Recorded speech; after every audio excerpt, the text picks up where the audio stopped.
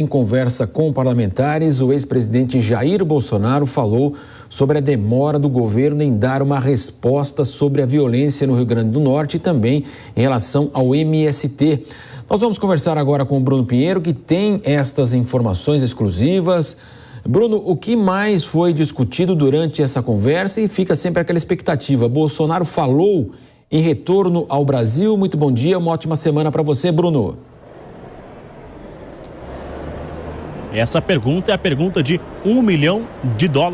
Na verdade, né? A você um ótimo dia, quem nos acompanha. É sempre uma honra, uma alegria e uma satisfação. Jair Bolsonaro, ele fez um contato com alguns nomes aqui na capital federal durante este último final de semana. Uma longa chamada no qual tive acesso a algumas informações do que foi essa conversa informal de Jair Bolsonaro, que ao mesmo tempo está de olho sobre essas ações, sobre a violência e essa insegurança que vem gerando nos últimos dias, especificamente sobre o setor do agronegócio. E aí essa ausência do governo federal em responder, aliás, sobre o Rio Grande do Norte, que somente agora no final de semana o uso da Força Nacional, e em relação a essas invasões do MST em diversas áreas. Segundo com quem eu cheguei a conversar, Jair Bolsonaro chegou a fazer uma análise que durante os cerca de 4 anos de governo, entre 15 e 16 invasões do MST aconteceram, um número muito menor do que a ex-gestão de Dilma Rousseff, de Lula, e agora com a chegada do novo governo, essa onda de invasões acaba acontecendo imediatamente, que é importante. Aí veio uma dúvida, uma curiosidade de Bolsonaro sobre o comportamento da oposição. O que a oposição já está fazendo no Congresso Nacional diante dessas invasões e dessa insegurança? Segundo com quem eu conversei nessa apuração, Jair Bolsonaro muito mais ouviu do que respondeu. Ele queria realmente ouvir o que os aliados da oposição estão fazendo a fim de enfrentar esse plano do governo ou até mesmo de evitar essas ações, se de fato uma CPI do MST vai ganhar força no Congresso ou não. E aí ele acabou sendo orientado através de um ex-líder lá no Congresso a não retornar, que é importante ainda aguardar uma agenda, a pauta do governo que será enviada ao Congresso e somente após esse envio retornar, já que retornar agora seria uma oposição que não haveria muito objetivo, porque se não tem uma agenda no Congresso, não tem como ser oposição antes de apresentar um plano de governo que até agora não foi apresentado. Então, a orientação é o quê? Jair Bolsonaro ainda continuar nos Estados Unidos, aguardar o envio de uma agenda para o Congresso. Após esse envio, ele retorna e aí se coloca como uma oposição e viajar vários estados para conversar, ou seja, com várias lideranças em relação às eleições e também se manifestar oposição ao atual governo. Eu ainda ouvi de um importante nome que conversou com o Jair Bolsonaro neste final de semana, que orientou também que não é que é ligado ao Bolsonaro, que é totalmente dependente. Jair Bolsonaro, segundo ele,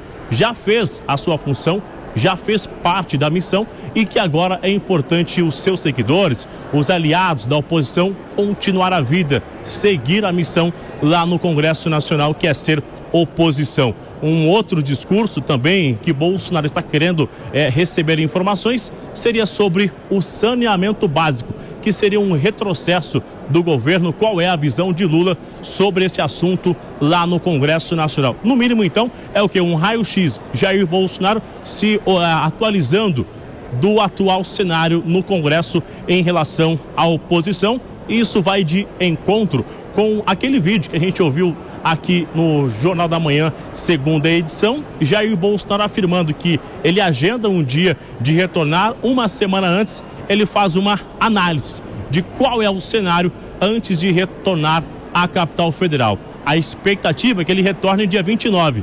No final de semana, ele fez essa ligação para fazer um levantamento de qual é a situação real aqui no Congresso Nacional em relação à oposição. O retorno, dia 29, ainda não foi confirmado. A gente aguarda essa confirmação. Marcelo Matos. Sem dúvida, Bruno. Agora, e a questão das joias, né? Vai estar terminando um prazo legal dado pela Justiça aí? Justamente, esse é um outro assunto importante, se a gente for fazer uma conta em 5 dias úteis, que a Suprema Corte de Contas acabou estabelecendo a partir de quarta-feira, os 5 dias, não contando como úteis, os 5 dias eles acabam encerrando hoje, nesta segunda-feira, dia 20. A contar de dias úteis, da quarta, quinta e sexta, então somente na quarta-feira acaba se completando 5 dias. Só que existe também uma outra ressalva que é muito importante. A contar do momento que os advogados de Bolsonaro, que a defesa recebe a notificação. Se eles receberam no mesmo dia, então são 5 dias. Se não receberam, eu cheguei a conversar com algum nome que é auxiliar de Bolsonaro e me disse que a defesa não recebeu a notificação no mesmo dia. Então, não se encerra nesta segunda-feira. Existe uma expectativa até de, na quarta-feira, de completar sim os 5 dias. Onde estão essas joias que serão devolvidas à Secretaria-Geral da Presidência da República e, na sequência, serão incorporadas ao acervo do Gabinete da Presidência? Estão em uma espécie de um armazém que foi alugado para colocar os objetos de Bolsonaro. Cerca de 9.000 itens estão lá armazenados, uma espécie de um armazém, justamente, que foi alugado aqui na capital federal. Lá estão essas joias. O endereço não foi localizado. As 2 armas estão no setor militar urbano, em uma unidade do Exército. E de lá também elas vêm as 2 armas de fogo, que serão então apresentadas e devolvidas aqui à Presidência da República. Segundo aliados, será uma operação em off, como é chamado, muito oculta, para não ter nenhum tipo de movimentação. Algo que está sendo ajeitado, acordado diretamente com quem vai receber aqui na secretaria. Houve uma incorporação também aqui no Palácio do Planalto com a Secretaria-Geral e a Casa Civil. Então não ficou muito claro quem é que vai receber essas joias e essas 2 armas.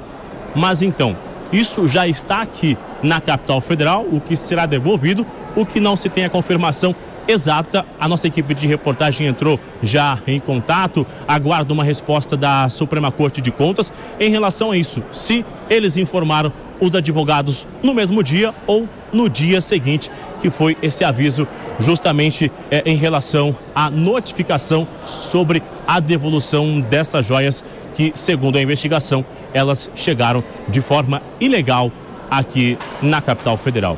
Marcelo Matos. Bruno Pinheiro, daqui a pouco ele retorna conosco ao vivo lá de Brasília. Valeu, Bruno. Quero ouvir o Diogo Schelp. Schelp, essa questão política, uma tentativa de retomada do presidente. Muitos aliados não entenderam a postura do presidente quando ele perdeu as eleições, porque foi aquela situação de 51 a 49, né? Quer dizer, não foi uma lavada, né, que ele perdeu, foi muito próximo, de fato, aí o placar. E ele perdeu esses 2 meses de fazer política, de se colocar, depois viajou para os Estados Unidos e agora vai tentando aí fazer o seu retorno. Michele Bolsonaro já foi utilizado, inclusive, também como um instrumento político, já voltou para os Estados Unidos. Hoje a Folha, inclusive, tem uma entrevista, né, do Flávio Bolsonaro dizendo que seria uma atrocidade, uma interferência na democracia. Se o TSE decidir, por exemplo, pela inegibilidade, o ex-presidente se tornará o maior cabo eleitoral da história. Mas, de qualquer forma, há todo um cuidado no retorno de Bolsonaro ao Brasil e essa questão política que ele perdeu todo esse tempo e agora pretende retomá-lo, né, Schelp? Exatamente. O que Bolsonaro está fazendo, ele e o seu entorno, é reagindo a uma situação que era absolutamente negativa para ele desde o dia em que ele perdeu as eleições.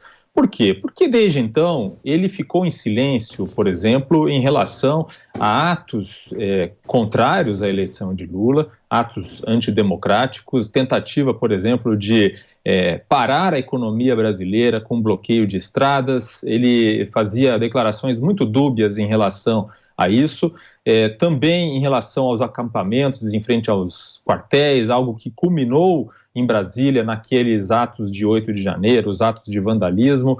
Então, tudo isso abalou, obviamente, a imagem de Bolsonaro e do seu entorno. E, obviamente, mais recentemente, a questão das joias, as joias sauditas que foram dadas pela monarquia saudita e que se tentou trazer para o Brasil de forma ilegal, sem declarar na Receita Federal. Foram barradas no aeroporto. O que a gente pode entender de tudo isso? Primeiro, nas declarações de Bolsonaro, nesse raio-x, como foi dito na reportagem, em relação aos fatos que estão ocorrendo no governo, obviamente que é uma tentativa de sair da apatia, essa apatia que a gente viu o Bolsonaro desenvolvendo durante os últimos meses, né, em que ele quase não se envolveu no debate público no Brasil.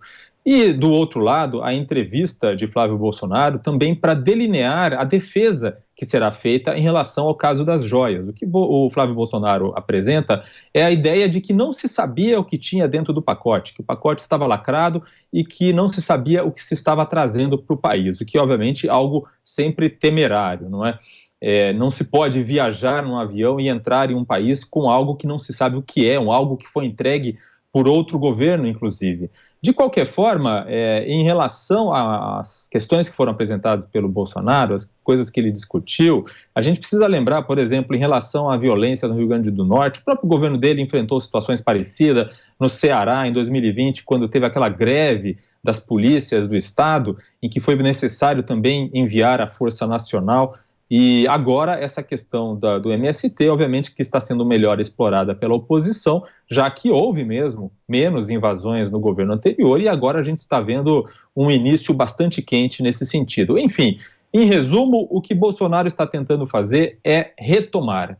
Ele quer mudar o discurso, mudar a pauta que está em voga atualmente, porque ela é absolutamente negativa contra ele, e colocar os temas relacionados ao governo federal, algo que ele, como alguém que pretendia ser líder da oposição, já deveria ter feito há muito tempo. Sem dúvida, e quase